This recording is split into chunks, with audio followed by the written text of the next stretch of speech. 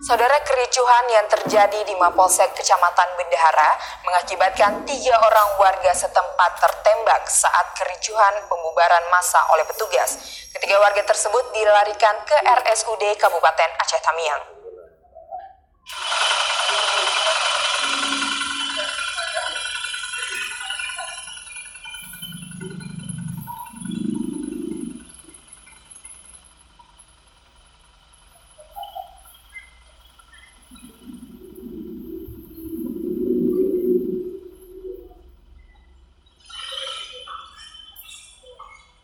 Keterangan warga setempat bahwa ada 3 warga yang tertembak saat petugas membubarkan massa di lokasi perusakan dan pembakaran Mapolsek di Kecamatan Bendahara, Kabupaten Aceh Tamiang.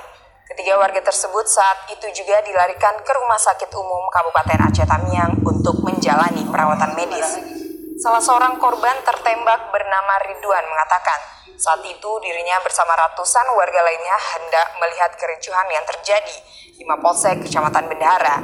Namun tiba-tiba petugas dari pihak kepolisian mencoba membubarkan warga dengan cara mengeluarkan tembakan ke arah warga, sehingga dirinya terkena tembakan di bagian kaki.